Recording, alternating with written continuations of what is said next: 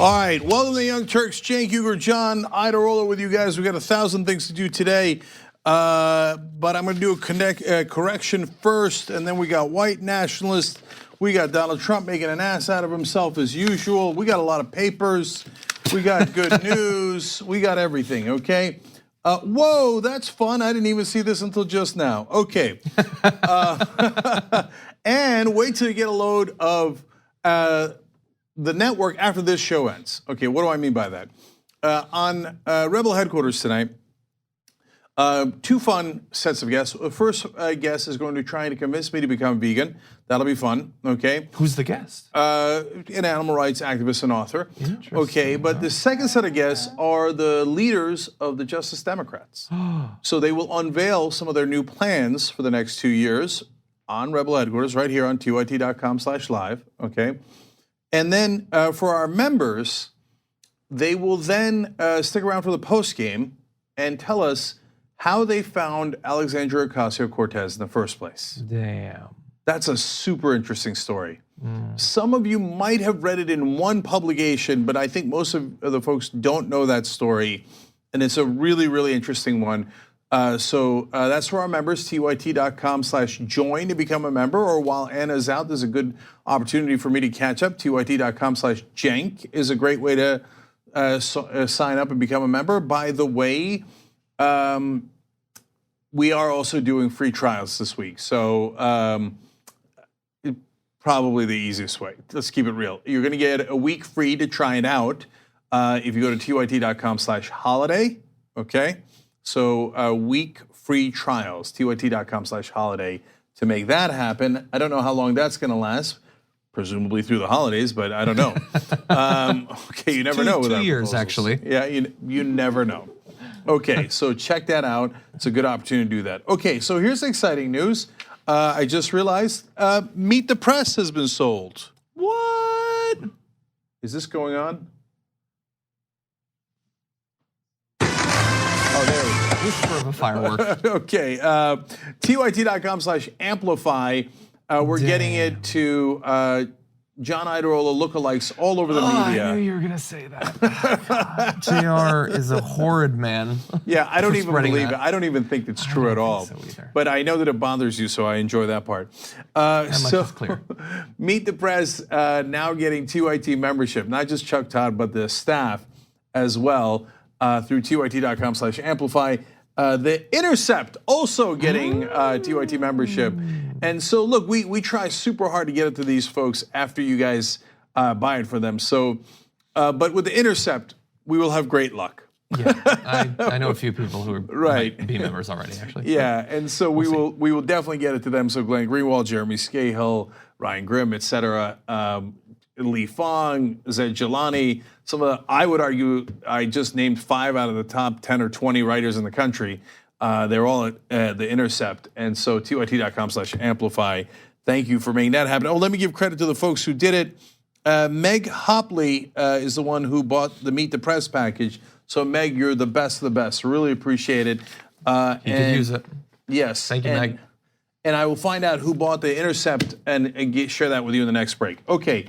A couple of a correction and then a fun story. I have a quick correction for you guys. Yesterday, when we're covering the Neil deGrasse Tyson story, I was a bit moved by that story. and it was the last story that we did on the show, so John did not get a chance to correct me as we ran out of time. So I mentioned Patheos being a faith and spirituality blog and assumed that they might not agree with Neil deGrasse Tyson in the story that they covered about the 3 women who have made accusations against him. That was an incorrect assumption on my part. First of all, Patheos covers a variety of different beliefs, including no belief, and atheists, et cetera. And in fact, the writer of that piece, David G. McAfee, is a journalist and author of No Sacred Cows, investigating myths, cults, and the supernatural. He is, to the best of my understanding, not a religious person. He writes about science, skepticism, and faith. And his blog is No Sacred Cows. That's also on the Patheos Network. Now the comments on the actual story, both the women's allegations and Neil deGrasse Tyson stand. there are no factual errors there, and we did report what David McAfee wrote. It was when we moved on to the part about analysis, such as it was in that particular case, where I made the mistaken assumption about Patheos and the writer, which I clearly should not have done. So my apologies on that, and I wanted to make sure that we corrected it at the top of the show today, okay? And I'll let him know on Twitter that we corrected it because I forgot to let him know. Okay, so now let's go to a quick fun story. So guys at Wolf-PAC sent me a picture from about a year ago from West Virginia. Richard Saffel's our leader there. He's literally known as Wolf-PAC Saffel. So that's how often he goes to the state legislature, and he's awesome. So he took this picture of a solid get-together that they had in West Virginia. Let's take a look at it right here. And that's his big face right in the front Nice. there. I recognize someone. Wait a minute, there appears to be someone in that picture that you might recognize. Sure, Saffel's also famous, but the guy on the right-hand side is one Senator Richard Ojeda. Remember, he's a state senator in West Virginia. Now, he was, had come to the meeting. This is when he was running for Congress, but a state senator. Wolf-PAC's having a meeting, and here come Ojeda. Now, I talked to Richard Ojeda about a year after that picture, and I said, this was off the air, and I said, tell me about the different things that you want to do about money in politics. On the air, he told me he wants to put body cams on lobbyists, which is super fun. Then he announced for president after his race for Congress and said that he would cap all income for people who work in Congress at $250,000 after they retire, and they'd have to give up everything but $1 million. Heads exploded. Now the thing is, they think he's not going to win, so they're not making a big deal out of it. But if he does win, he'd be the most dangerous man in Washington. They'd be like, no, how could we only make $250,000? But when I talked to him off air, he said, well, look, I supported this group called Wolf-PAC. I was like, Richard, do you know who started Wolf-PAC? And he's like, no. I'm like, I started Wolf-PAC. He's like, well, I don't think I can say it on there. He's like, really? He held you up against the wall and said, you lying to me? Because I'll knuckle up. So That's funny. No, but what I love about that story is that he didn't have to go to a Wolf-PAC gathering of activists to get money out of politics in the middle of West Virginia. And sometimes state legislators do. We had a state legislator from New Hampshire join our volunteer call the other day, just randomly, like, hey, who are you? Oh, I'm a state representative. Oh, cool. Okay.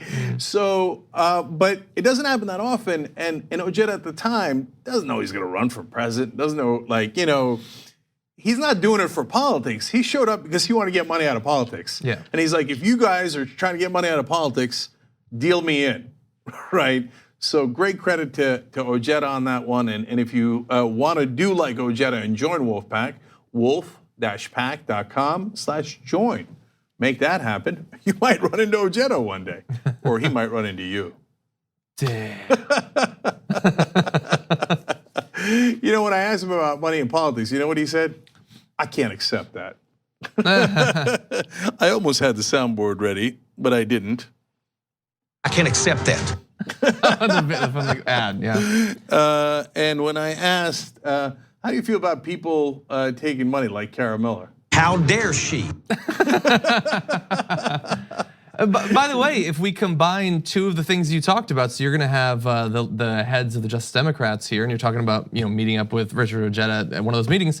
You go to one of those meetings in your own area, you might not meet Richard Ojeda, but you might meet one of the people that's going to be running as a Justice Democrat and become a congressman next time around. Wow. Those are exactly the sorts of people that will be running again. That's right. That's right. Wait till you get a load of our plans for the next year. I'm not saying anything. I'm just saying. One last one. Hey, Senator Ojeda, should lobbyists come by your doorstep? They need not darken my doorstep. Stick around with the Young Turks and Wolf-PAC and Just Democrats. You never know who you run into. Hey, John's absolutely right. If you'd come to a Just Democrat get together in New York, you might run into one Alexandria Ocasio-Cortez before her election, and so come along. We're gonna go fix the country. So join up for a little bit of change or maybe just a lot of change. Okay. TikTok. That's right. Not really, mixing up things. Okay, why don't we talk about some news? Yeah, let's do it. Yesterday, the true political leaders in this country, Bernie Sanders and others, including Alexandria Ocasio-Cortez, had a climate change town hall in DC and talked about the severity of the threat that we're facing and what we need to do to meet it. And that same night, Donald Trump and his administration decided to move in exactly the opposite direction. This is economic advisor Larry Kudlow announcing that they would be cutting, they plan to, all subsidies for electric vehicles and renewable sources of energy. That same night that there's this enthusiastic coming together of climate activists and all that, they're looking to cut those subsidies. Larry Kudlow specifically said, as a matter of our policy, we want to end all of those subsidies. And by the way, other subsidies that were imposed during the Obama administration, we are ending, whether it's for renewables and so forth. As a matter of our policy, we want that's a duplicate there. Now, bear in mind, we could have known that this was going to come since Donald Trump tweeted just a few days ago this, very disappointed with General Motors and their CEO, Mary Barra, for closing plants in Ohio, Michigan, and Maryland. Nothing being closed in Mexico and China. The US saved General Motors, and this is the thanks we get. We're now looking at cutting all GM subsidies, including for electric cars, and then he goes on. So once again, I know that we like to write off Donald Trump's Twitter, but sometimes he tweets something crazy and then that becomes the crazy official policy of our government.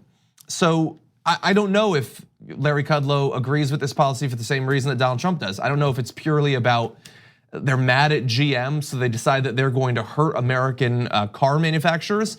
But cutting those subsidies is significant. It means that fewer people will buy those cars. Those cars won't sell as well. Companies will invest less money in research and development to produce more efficient cars, building on the technology over time. And we will be less well prepared to deal with at least that component of the emissions that are contributing to climate change in this country. But very casual change for them. Yeah. So a couple of things about this. Number one, interestingly enough, they have decided not to end the subsidies on oil or natural gas or coal. So the fossil fuel subsidies will continue. And there are literally so many fossil fuel subsidies that even experts have a hard time tracking all of them. And so the range of how much subsidies the fossil fuel companies get range from $4 billion a year to $24 billion a year. So the most reliable number, to the best of my knowledge, was $14 billion, but I'd take, all incoming facts on that issue. But it is an enormous amount of subsidies for an industry that does not need it at all. They've had subsidies for over 100 years. Subsidies are supposed to be for a young industry to make sure they can get up off their feet. Do we think oil's gotten up off its feet? Has it stabilized yet? And so, and of course, that's just corruption. They're the most profitable companies in the world. They're literally the companies that need subsidies the least on the entire planet, let alone the fact that they're destroying the planet. Even if they didn't have terrible consequences and harm that they were causing, they still wouldn't need the subsidies. It would still be a crime to take our money as taxpayers, to take money that you give in taxes and to give it to ExxonMobil. But they're not ending those. They're ending it for renewable energies that actually create jobs, save the planet, and actually those are companies that do need it because it is a nascent industry. And the subsidies that they gave earlier led to a lot of those companies stabilizing, getting their feet under them, and now competing with fossil fuel. Yeah. So fossil fuel sends in their lobbyists, using this GM thing probably as an excuse to go and destroy renewable energy. That is called crony capitalism. Yep. It is the definition of it. It is not the free market. And so understand what Donald Trump is doing. As usual, he's messing around with the free market. If he actually cared about it, and he wanted to be principled. I don't agree with ending the renewable energy subsidies. But at a bare minimum, you all have to agree, even if you're conservative, maybe particularly if you're conservative, that he should have ended all the subsidies, including for oil, gas, and coal, but he didn't. Yeah. And look, this is, I guess, the 70th story like this that we've done in the past 2 years, where when you put climate deniers and people who despise the environment and love oil and coal, when you put them in office, this is what you get. And so every week or so, every 2 weeks at max, we have a story like this where we are screwed over when it comes to our environment and our climate, that we don't have time to be screwing around. We don't have a bunch of years that we can just afford for them to be driving us off a cliff as fast as they possibly can. But this is what we get. We get this, we get getting rid of Obama-era CAF standards, we get the destruction of the methane regulations, new oil drilling in the Arctic National Wildlife Refuge, more oil drilling offshore. I mean, I could honestly go on for this entire hour, and we actually did a couple of videos where it was just a listing of the many regulation changes that benefit coal and oil and natural gas and fracking and harm our ability to deal with the threat of climate change. But this is what we get. And there are other proposals. I'm not gonna go through them. It's just, it's distressing to see in a 24-hour period, we have people who are serious, whether they're activists or politicians, and we saw both in DC at Bernie Sanders' climate meeting, who take this threat seriously, who wanna institute something like a Green New Deal, who wanna deal with climate change while generating millions of jobs and renewed economic activity and all of that. And then to know that best case scenario, we get to wait about 2 years, unless we are more successful than we could possibly imagine in convincing the Republicans to go over to our side, we still have to wait a couple of years because of this ridiculous, unnecessary, suicidal detour we've taken as a country. All right, last couple of things. One, it might be a lot of huffing and puffing as usual with Donald Trump. He cannot by himself do this regulation according to experts. Now, how many times has he broken the law? So I don't know that he cares about that. But the Democrats are coming to the House and they will not allow this to go forward. Because it's a component of the tax law, that is the idea. That's right. But we'll see. By the way, we say the Democrats will not allow this, but they are Democrats. Yeah, I find it to be unlikely. I find it more likely that he would just do an executive order and say, I don't care what you say, I'm gonna do it. Yeah, and I don't care what the law is, et cetera, and which he's done on many occasions. But now I'm gonna give him a tiny bit of ironic credit. The idea that corporations are people and patriotic and we should just beseech them is preposterous. I've said it thousands of times. So here, Trump is not beseeching them, he's trying to punish them. Now you can't punish one particular company, you can't single it out, and they realize that.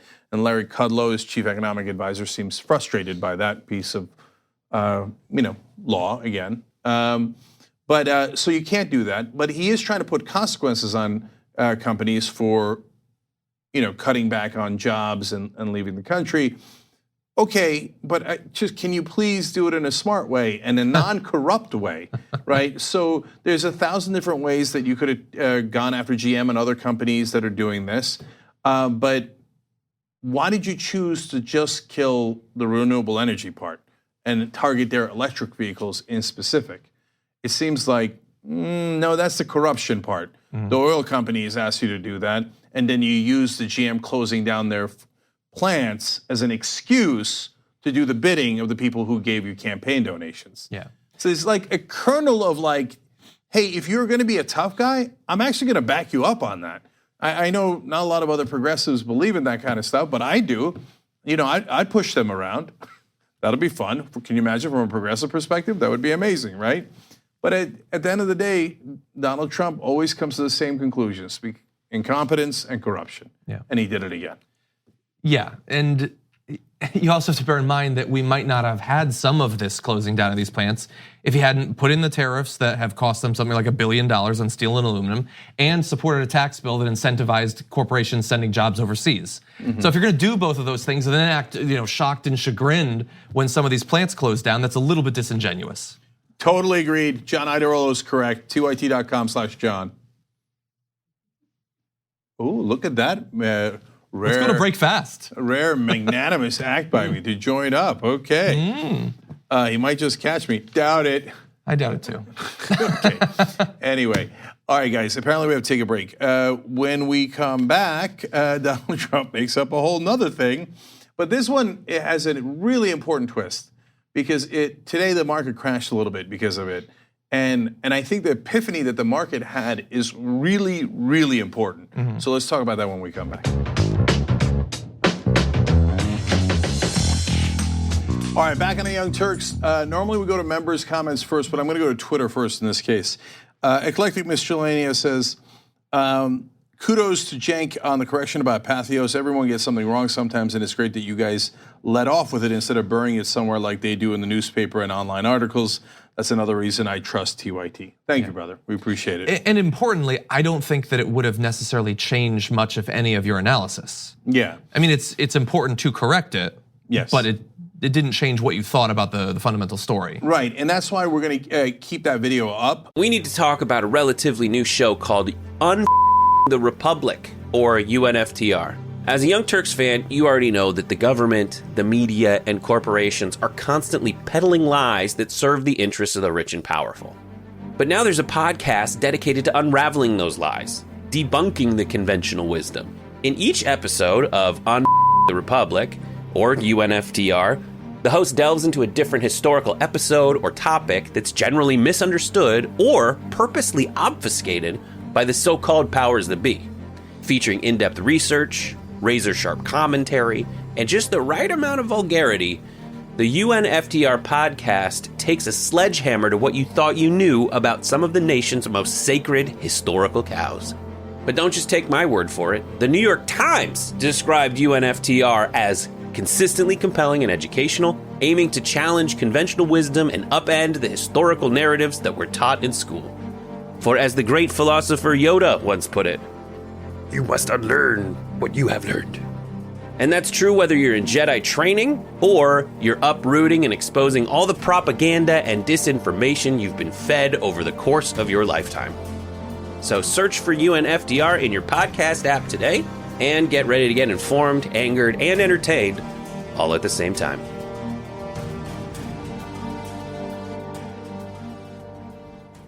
And we're going to put the correction in the description box. And guys, if you ever want to get more details, look at the description box. That's where a lot of the links are, okay? And Imaria writes in, if Cenk goes vegan, I'll up my subscription to an activist level, and I'll use his name on the campaign. Yeah. All Well, right, and I hear you. Really important to note, climate change, industrial agriculture. Okay, in these fact, are things that we have to start talking about. In fact, we are going to talk about it on Rebel headquarters, and Mark Thompson is not part of the host thing. But you know who else? There is one other vegan in the staff that is actually part of the host competition for signing up more members.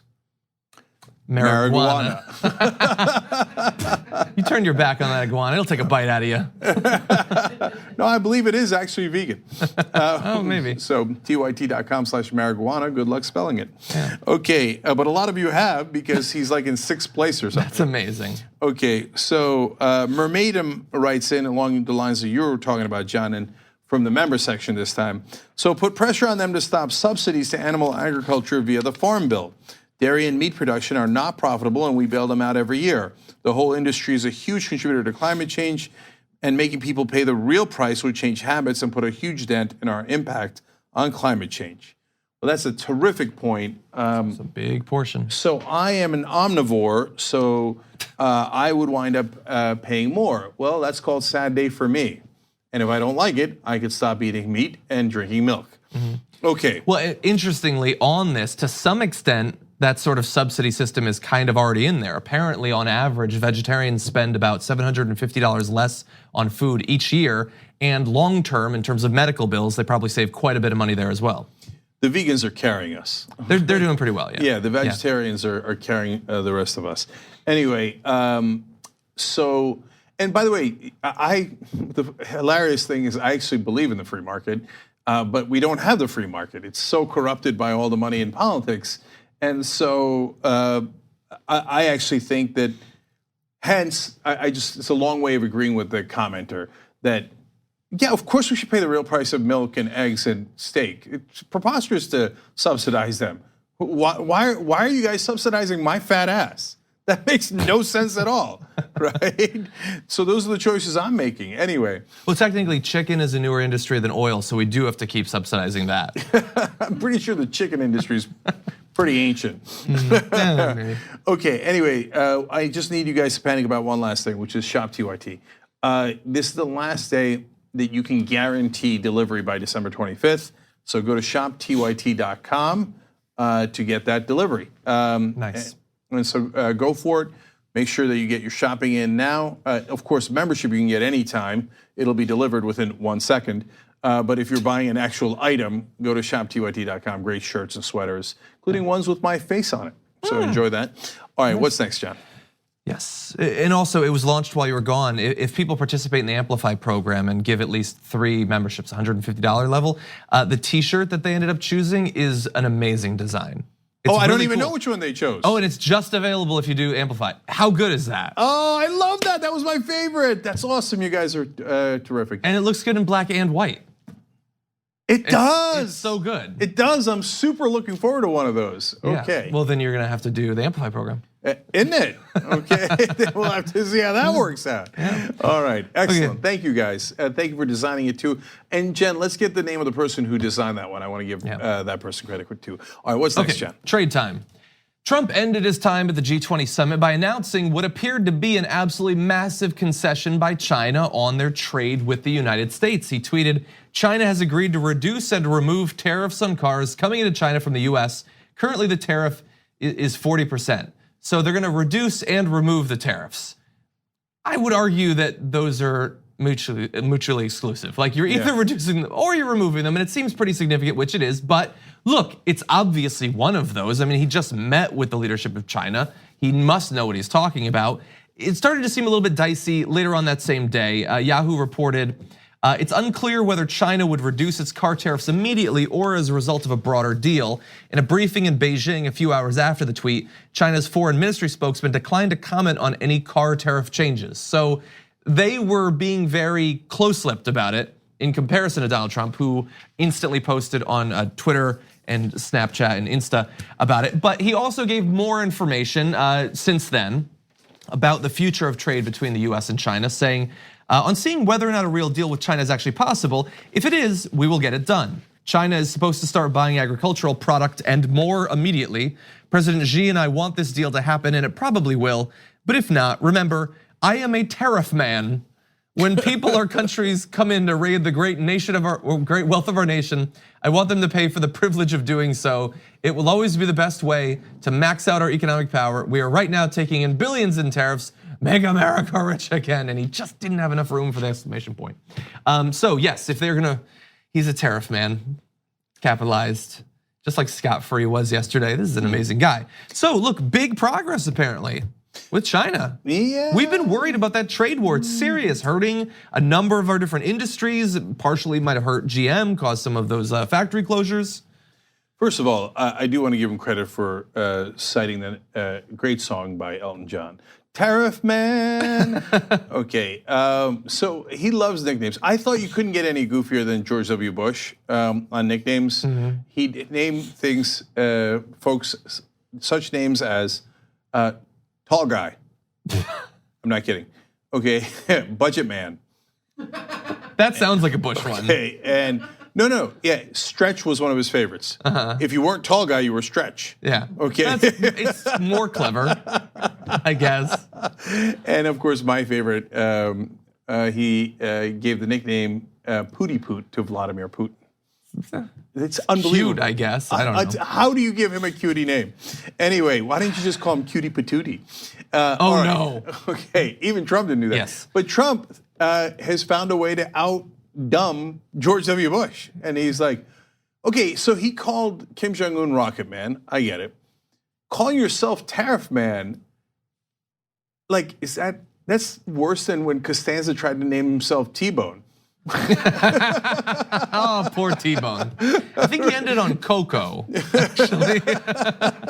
Yeah, you can't do that. And there is a problem with Tariff Man, as someone pointed out on Twitter. The kryptonite to Tariff Man is market forces, which he doesn't seem to understand. And he also doesn't understand a fundamental thing that we have been talking about literally since the debates when he started talking about these tariffs. If he puts up tariffs against their goods, it's not China that pays us that money. We pay that money. We pay higher prices for those goods. Now, yes, long term, you could say it's trying to change the calculus and maybe that'll cause them to lower the tariffs on the other side, blah, blah, blah. But in the short term, Tariff man is robbing you for all the steel and aluminum and all of that, the products that are made from these raw materials, the soybeans, everything. Tariff man also took a lot of your jobs away, because since the companies are paying higher tariffs, they decided, I don't want to produce it here anymore. I'm going to go to other countries where I don't have to pay those tariffs. Yeah. So that's part of the reason GM left, and the 15,000 jobs went along with it. So Tariff Man's a bit of an anti-hero. He's, I guess he's a villain, right? Because he takes away your jobs, charges you more, screws up the economy, which leads me to explaining what actually is going on. John's kidding around about how he solved it and stuff, right? So on Monday, he's basically puts out the congratulatory tweet. We're done with this, and I've got, and China is going to roll back the tariffs, and the market goes up. And it was like, yes, finally, oh, thank God, right? And because the companies are thinking, okay, then I don't have to pay as much of a tariff. I'm going to make more money, and I'm going to sell more products because they're not going to be as expensive. It's a double win, right? So for the companies. And so then today, they went and asked the Chinese, and the Chinese were like, not so much, right? And they're like, what? But he said it in a tweet. We're like, and then I could just see like both the guys, the reporters and the guys in the market going, oh, what have we done?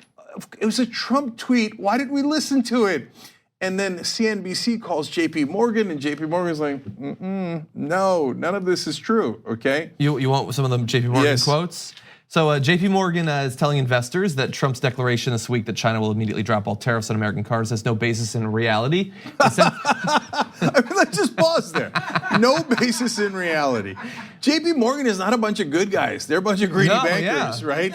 And they were like looking forward to the tariffs being lifted and everything was going to be great. And then they're like, no basis in reality. Yeah, no, that needs to stick. It needs to be Trump 2020. No basis in reality. Yeah. So let's talk about what they told the investors. They sent a note saying that investors should have valid reason for caution when it comes to investing on the hopes that Trump is on the verge of a major breakthrough with China. They said it doesn't seem like anything was actually agreed to at the dinner, and the White House officials are contorting themselves into pretzels to reconcile Trump's tweets, which seem, if not completely fabricated, then grossly exaggerated with reality. So CNBC broke this story. I'm not a huge fan of their anchors. They tend to be very right-wing. Yeah. But they give credit where credit is due. And so I went to CNBC this morning to check it out. And it felt like the whole website was like, it was before the markets opened. And it felt like a huge, whoa, okay, here comes the crash, ... And so we did have a crash today. It's not, I don't want to mislead you, it's not like a recession-style crash, it's not a 2008 crash, but all the gains from yesterday gone and then some. So we got hit pretty hard, over 500 points. So, but I think the most interesting part and relevant part here is not that Trump lied in a tweet, he does that almost on a daily basis, that he made up policy of both the United States and China, he does that on a daily basis. And it's not that the markets dipped, they've continued to dip for quite some time now, and Trump's getting frustrated by it. He can't figure out why. Note to Tariff Man, look in the mirror, okay, that's why. Anyway, but the most relevant part of this entire story is the markets are no joke. They got to get it right. There's lots of money on the line. And today was basically the markets realizing in mass, oh no, this guy doesn't tell the truth. What were we thinking? And they did. They largely had not realized what a gigantic liar Donald Trump is. So for the markets, again, in mass to really go, oh, right? Why did we ever believe him? Mm-hmm. And so I'm not saying that the crash was like a macro look at Donald Trump, and now that we realize he's been lying all along, we're going to downgrade everything. No, but it was in specific to this. Yeah. And of course, there's other market forces as well, but it seemed pretty clear that it went up yesterday because of the tariff comments and went down even more so today because they realized that none of it was true. But I think that it could have, going forward, long-term consequences as the markets finally wake up to who Donald Trump is. That's a deeply unstable, unreliable leader, which is not good for the markets. Agreed. Do you want to take the second break, or do you want to move on to the next story? You know what? Let's take a quick break. The Epstein story is gigantic. It is. And you know, JR, at least in my experience, I'm sure he's not the first one to recognize it ever in history.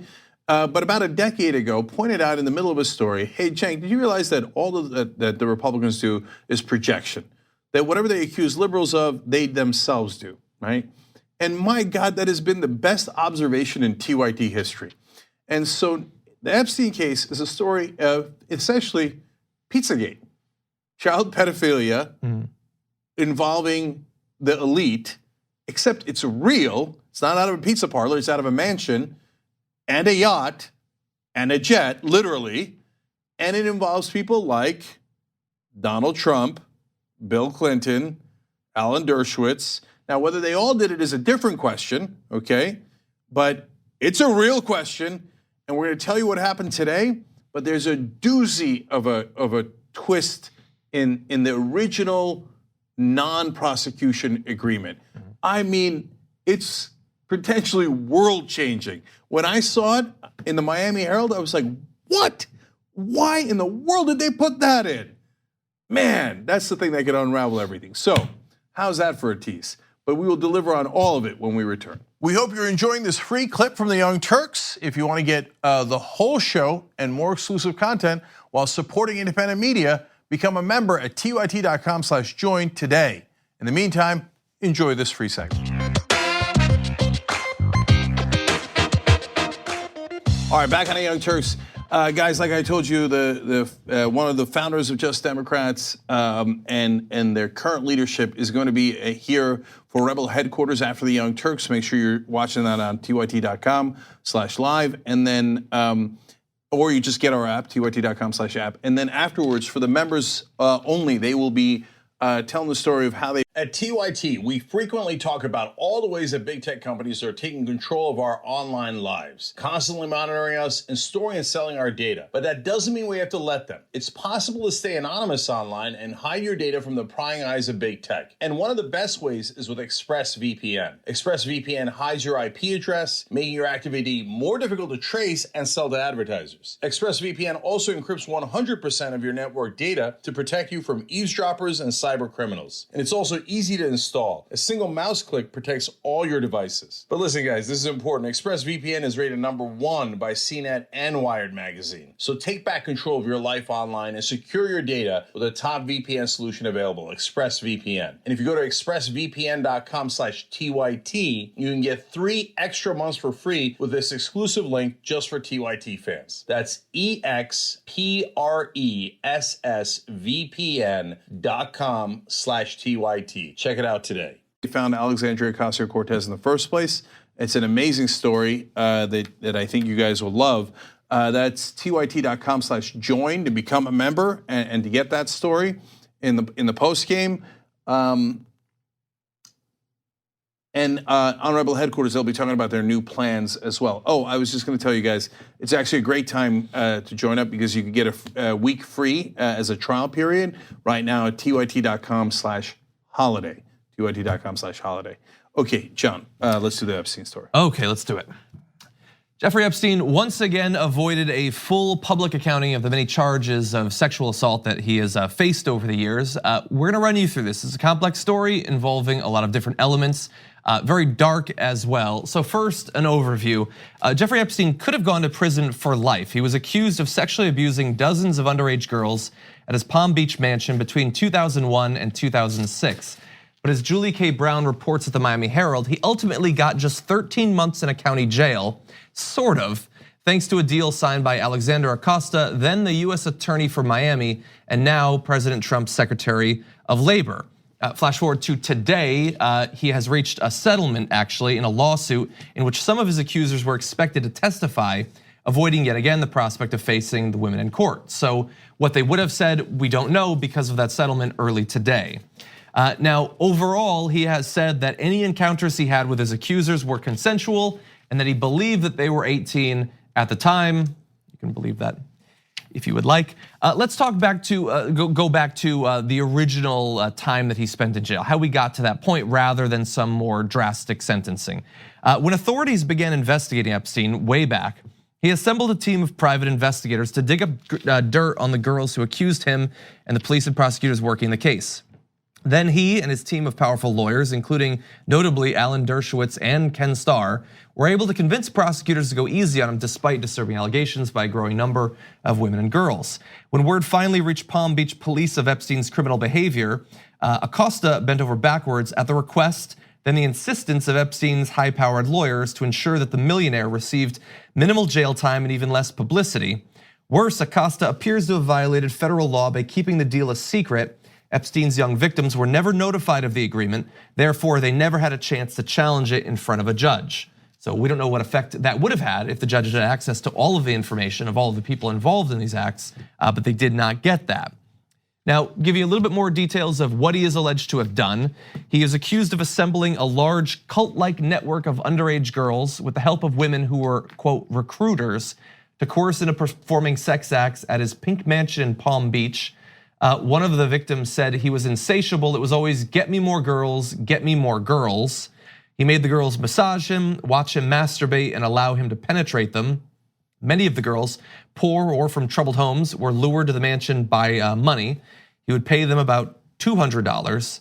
And that same reporter for the Miami Herald apparently identified at least 80 women, possibly more, who say that they were molested or otherwise sexually abused by Epstein. Now, there are some complicating factors I know, Cenk, that you're interested in particular, but pretty dark case. And to go to jail, a county jail, for such a short period of time, very noteworthy. So let's break this down into a couple of different categories. First is the travesty of justice that happened to Epstein, in that how little justice was served to him, okay? And then we'll get to Alex Acosta, the current labor secretary. Then we'll get to the high-powered figures like Donald Trump, Bill Clinton, and Alan Dershowitz, who were friends with Epstein. So on Epstein, the guy gets 18 months. The FBI had started a probe, as John just told you. There were allegations of over 80 women. They had already identified 36. So 36 women they already knew. And I say women, but actually a lot of them were girls as young as 14. And they could have gotten life in prison. Magically goes away for 18 months, but the part that 13 months actually. Yeah, no, he serves 13 months. Yeah. The sentence is 18 months. He serves 13 months, but did he really serve the 13 months? They let him out during the day to work, and sometimes he would come back to jail at 10 o'clock at night. Yeah, that's not prison. It's just not. Can I build on that just briefly? So he was let out. This is 6 days a week, 12 hours a day. Basically, prison's like your apartment. You just don't spend much time there. And specifically in Palm Beach, their sheriff's department, it prohibits work release for sex offenders. So he never should have been eligible for it to begin with. Now, it's just an unbelievable injustice. And he trafficked these girls throughout the country, in New Mexico, according to the charges, in Florida, in New York, and perhaps internationally. Do you know what Alex Acosta's job is now? So he's the labor secretary, but you might not know what that entails. The labor secretary is in charge of stopping sex trafficking. So the guy who allowed the sex trafficking of Epstein is now in charge of preventing sex trafficking. Yeah. So they dropped all the federal charges and refused to look into it for the plea agreement of a so-called 18-month sentence that was 13 months. That was actually nothing. It was a hotel room that he went back to in Palm Beach. Okay. Private wing. A private wing. What is he? Pablo Escobar? And in a sense, he is. Yep. He's America's version of it. And so the corruption is despicable here. He had sex with underage girls and trafficked them to his powerful friends. So these insane Republicans with their crazy theories about Pizzagates, etc. And it turns out the pedophilia is right under their nose. It's done by Epstein and his powerful friends. It's not Hillary Clinton. It's not people in a basement, although it does potentially affect Bill Clinton. We'll get to that in a second. But who covered it up? The government covered it up under Bush. And now Acosta is rewarded by Trump and made the labor secretary. Okay, and what he did was flat out illegal. I don't mean Epstein, that's obvious. I mean Acosta. The federal law that he broke is the Crime Victims' Rights Act. You must, as a matter of law, tell the victims if you're going to do a plea deal. He didn't. Not only did he not tell the 36 victims that at least that they already knew about, the FBI knew about. Remember, he's a US attorney down in Miami, so he's at the federal level. But he stopped the FBI from any further investigations to find any more victims or any more perpetrators. Acosta should be arrested. I'm not kidding at all. I mean, the guy's aids and abets a pedophile ring and breaks the law to do it. Labor Secretary, no. They should immediately do a case on Acosta. Yeah. Do we have rule of law in this country or don't we? This is the worst of the worst. A child pedophile ring, and it's real. Okay, so that's Acosta and Epstein. So why am I worked up about his powerful friends? Get a load of this. Not only was Epstein given a light sentence, but his 4 accomplices in the agreement also received immunity from federal criminal charges. But then they put in something very unusual into the immunity. They granted immunity to, quote, any potential co-conspirators who were also involved in Epstein's crimes. Wait a minute, but you don't know who those co-conspirators are. I've never heard of a case where you go, hey, if anybody else broke the law here, they are definitely free to go. Who puts that in an immunity deal? That doesn't no even make any prosecutor sense. would ever do that. What the hell? How is that even legal? I don't know that it is legal, but one, it's absolutely preposterous. It's another obstruction of justice, but most importantly, it's a giant red flag going, look here. We're saying everyone who it was involved with Epstein gets out of jail free card, okay? So now, who are Epstein's friends? Donald Trump, Bill Clinton, and a slew of other people. Alan Dershowitz, who then later became his lawyer. You know what Dershowitz did as his lawyer? He did research on the underage girls, went to their, back then, MySpace account to try to find incriminating evidence against them. And then Epstein's thuggish private investigators would go and intimidate their families. And do you know that in the plea deal at the state level, they called the 14-year-old girl that he had sex with a prostitute? And they said it's okay, he's pleading guilty to having sex with an underage prostitute. No, by law, a 14-year-old is not a prostitute. She is a victim of sex trafficking. Yeah. She does not consent to anything. She's 14, okay? They called the victim of sex trafficking a prostitute. And Dershowitz made that happen. And he'll say, oh, well, I'm a lawyer. Hold, 2 things about that. Number one, nobody made Dershowitz take the case, but it turns out maybe Epstein did. I'll get to that in a second. But you didn't have to take the case. There's a billion lawyers. It didn't have to be you. You did it for money and maybe self-protection, okay? So that's who Dershowitz is. And now you see him defending Trump all over the place. Well, now we see, they're involved in the same case here. I don't know if that's why he's doing it or if he's just a pathetic man looking for some attention in the national media, Dershowitz, right? I would buy that. Yeah, but it turns out, according to the investigators, Dershowitz also received massages at Epstein's mansion.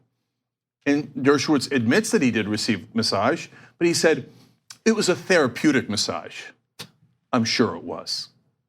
Now, another witness says Epstein had cameras all across the mansion. Why? Because he wanted to have blackmail material on his high-powered guests. Yeah. Now remember, he's a Wall Street speculator. That's how he made all his money. That's how he has the mansion, the yacht, the jet, etc. And get a load of this extra cruel joke. The prosecutors claimed that one of the reasons they were taking it easy on Epstein was because he gave them valuable information on another case. That case was the case against 2 Bear Stearns executives during the crash. Well, that sounds good. They went after 2 bankers, right?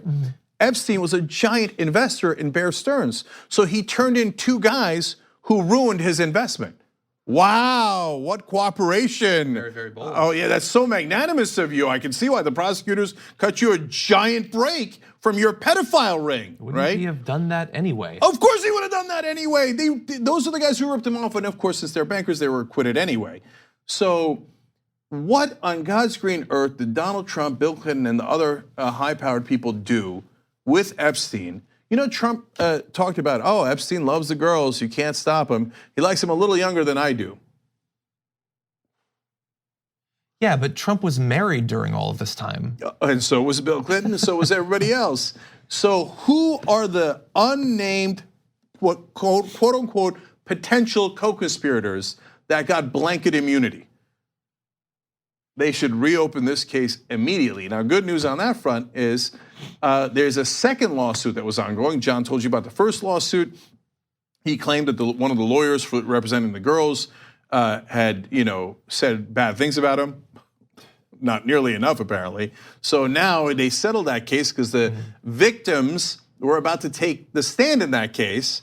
So before they got to the portion where the case would actually begin and they would hear witness testimony, Epstein and Miami Herald, wonderful job. This is journalism. Broke the story, did a terrific job with it. So he sees it in the papers. They're about to go to trial. The girls are about to go on the stand, and Epstein's like, okay, never mind. And he settles the first case. And included in that is a profuse apology to the attorney, okay, that was involved in that case. But there is a second case. And the second case involves the women who at the time were underage saying, they never told us they were settling this case. I never got my day in court. This guy ruined my life, took me as a 14-year-old, 15-year-old, and then not only had sex with me, but peddled me to his rich and powerful friends, gave me out as a sexual favor, and I never got my day in court. And they say something else powerful. They go, look, a lot of the Hollywood actors and actresses and celebrities on TV got some justice in the Me Too movement, and that's great. But how about us? We're just regular people. And so some of them now work at restaurants, bars, hotels, etc. One of them worked at Mar-a-Lago. He says, how about us? Where's our Me Too? And they robbed us of us, and they never even told us they were settling these cases. Yep. So that civil lawsuit could be world-changing. Who are the co-conspirators?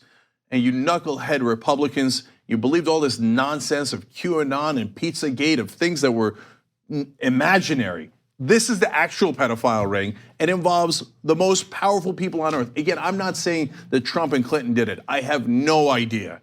All I'm saying is they were definitely friends with him. They went on what was called the Lolita Express. That was his private jet. That could mean anything. Yeah, that was its unofficial name. I don't know that they participated. We know that Dershowitz got a therapeutic massage, okay? Who else got therapeutic massages? And Acosta should be investigated immediately and should be removed from office immediately. Hashtag fire Alex Acosta and everything else we need. But do we have a Justice Department? We're going to find out soon. Because if we have a Justice Department, this is as big an injustice as you will ever see, and they need to get on it immediately. I mean, imagine how Trump would interfere if they do reopen that, if they start to really dig. I mean, you saw his obstruction of justice in plain sight earlier this week about Roger Stone and about Paul Manafort and Michael Cohen. I mean, he feels completely unfettered by any restrictions from not tampering with witnesses and all of that.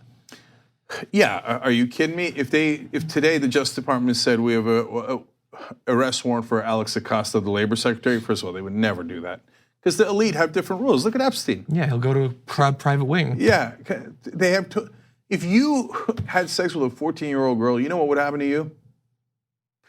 Very likely life in prison, okay? If not that, at least minimum 20 years. And then you go up and tell the judge, yeah, but I'd like to get out during the days and take 12 hours off. Oh, you'd like to get out of prison every day for 12 hours, would you? Okay, which regular citizen gets that deal? No, they didn't think to ask. No, if they had hired Alan Dershowitz and Ken Starr who prosecuted Bill Clinton for sex. Now Epstein's a pedophile, and he's like, yeah, right in. Where's the money? Where's the money? Oh, you actually raped 14-year-olds. Where's the money? That's who Ken Starr is. That's who Ken Starr is. Okay, the minute they can get fame and money, they'll do anything for it. They were not court-appointed lawyers. They made a ton of money by defending this pedophile. Yep. Okay, let's do one more story. Okay, let's do it fast then. ACLU has filed a lawsuit against a sheriff in Florida for allegedly trying to deport a US citizen So let's talk about who this person is and what it is that alleged to get them involved in this, where this sheriff was trying to get them deported. We're talking about Peter Sean Brown, who was born in Philadelphia and has lived in Florida for the last 10 years. That was his first mistake. Brown reported to the Monroe County Sheriff's Office in April for violating his probation for a low-level marijuana offense and was subsequently detained longer than was required at the request of ICE. ICE believed that he was, in fact, a Jamaican undocumented immigrant of the same name and was intent on deporting him, despite his repeated pleas that he was a US citizen with a birth certificate and a Florida's driver's license. Monroe County jail officers told him he was being sent to a country he'd only been to once on a cruise. Peter Sean Brown said, "I am and have always been a citizen of the US. I did not even realize what ICE was at the time. And reading through it, I realized it had something to do with immigration. And at that point, I made a comment of, there must have been a mistake." And so he goes in there for his low-level marijuana offense. This is the system they've set up. They get people into the system for stuff that should never be illegal in the first place, and then they abuse them in a million different ways. And they mix up the names because it's Peter Brown, super specific. So I can understand why you'd be sure that it was in fact the undocumented immigrant. I mean, how many Peter Browns could there possibly be in the country? And then he is like trying to get them to at least investigate, to look into it. He's saying, I have a birth certificate, I have all this, I can show it to you, I can prove it, and they're not interested. In fact, it goes beyond that. According to Brown, ICE officers mocked him with a Jamaican accent, telling him everything is gonna be all right, man. After he told the ICE officers he was from Philadelphia, they mocked him with the Fresh Prince of Bel-Air theme song. I don't even understand what direction they're going with that. Do you think he's from Jamaica, or do you think that he grew up watching Fresh Prince of Bel-Air? Maybe the show's big there, I don't know. And so the issue is they didn't listen to him and they didn't care enough about the fate of this man to actually do any research whatsoever. The sheriff's office ignored all the indications that it was legally detaining him. It didn't investigate, it simply held him in violation of his constitutional rights. And after he was entitled to release under state law so that he could be picked up by ICE and deported from the country where he was born and who has lived his entire life. And thankfully, the ACLU and the Southern Poverty Law Center is on the case and trying to do something about this. And thank God, by the way, that back when he was being held, one of his friends actually faxed in a copy of his birth certificate, because if it wasn't for that, he might be stuck in Jamaica right now. So let's break down the several things that the Florida Sheriff's Office did wrong here. One is the crime of stupidity. I mean, really, to John's point, it didn't occur to you there might be a different Peter Brown. That just didn't occur to you. But the third one is corruption, and that's gonna explain why they would, I mean, what a monstrously stupid thing. Oh yeah, Peter Brown must be the right guy. We got him, everybody. Oh yeah, everything's gonna be all right, man. Like he's not Jamaican. He's like, I went to Jamaica once as a tourist. I'm from Philly. Oh right, Peter Brown's from Philly. What are the chances, right? I mean, if that's all there was to it, they're the dumbest people in America. So that's your best defense. Good luck with that. Okay. Number two is, first I read the story and I'm like, Peter Brown, why did they assume that he was an immigrant? And it didn't occur to me until I read further and they thought he was Jamaican. I'm like, oh, the guy's black, of course. Like if it was a white Peter Brown, you think they're gonna assume that he was an immigrant? Yeah. Of course they're not gonna assume that. So sprinkle in a little bit of racism. Yeah, top of the morning to you, head back over to the homeland. Yeah. They don't do that. Yeah, we got Peter McDougal. Obviously we're sending him back. That's happened, never. Never. Okay, back in the day when the Irish were the main immigrants, probably did happen a lot, yes. But not today. And then now we get to the real answer, corruption. Turns out ICE is paying $50 a head. Oh, that's God damn insanity. It. God, so now, by the way, they will take Peter McDougals and white people and whoever and send them back to random ass countries, right? Because they're getting $50 a head. No, don't incentivize them like that. You think the local yokels in Florida's sheriff's offices are gonna be like, no guys, let's make sure we got the right Peter Brown. Yeah. No, they're gonna play Fresh Prince of Bel-Air and destroy a guy's life because they wanted to get $50. And the amazing thing about that amount is, it is enough money that if you are crazy and racist and stupid, you'll do something immoral to get it. But it's not enough money that like you really like care if they are actually the person. So it's not like, oh, I want to be really sure about this. Yeah, so look, I have to confess that even though it was just Democrats and Alexandria Ocasio-Cortez that started Abolish ICE, I was a little skeptical in the beginning. But look at this. Now this is a pilot program that ICE has that gives these bounties for the local cops to hold people that might be immigrants. Okay, so how many guys are they going to hold to make money? I mean, this is part of the problem with the forfeiture laws, right? And so once we told the cops, hey, if you think that somebody's smoking marijuana, you could just take their car, you could take their house. You could live in their house, you could drive their car, you could sell it and then use it to buy yourself giant big screen TVs and video games and tanks and whatever toys that you'd like. They're like, fantastic. I think that's marijuana. I think that's marijuana, et cetera. And the last 3 presidents before Trump all smoked marijuana. The same violation as this guy, as Peter Brown. Are they all being deported? Where are we going to send Bill Clinton back to? Where are we going to send George W. Bush back to? Because I'd like to send him back somewhere. Okay? Don't give Trump the idea of deporting Obama. Okay. He might try. Yeah. And so, and by the way, just because they weren't dumb enough, ICE claimed that Peter Brown, the immigrant they were looking for, was 7 foot tall. This Peter Brown was 5'7". And the guys in Florida are like, $50? Yeah, he's 7 foot tall. We got the right Peter Brown, and we're done with it. Welcome to the new America. Have we made it great again? All right. All right. Super frustrating, that's for sure. All right. $50. $50. Okay. And then they say, why don't people trust the cops? I can't tell. Okay, so we got to take a quick break here. We got a lot more news for you guys. Unfortunately, another story of cops doing something wrong, this time in Alabama. Remember that guy they shot in the mall? They had the wrong guy. He was actually a veteran. Now we found out how they shot him, and it's terrible. All right, we'll do that when we return. Thanks for listening to the full episode of The Young Turks. Support our work, listen ad-free, access members-only bonus content, and more by subscribing to Apple Podcasts at apple.co/TYT. I'm your host, Cenk Uygur, and I'll see you soon.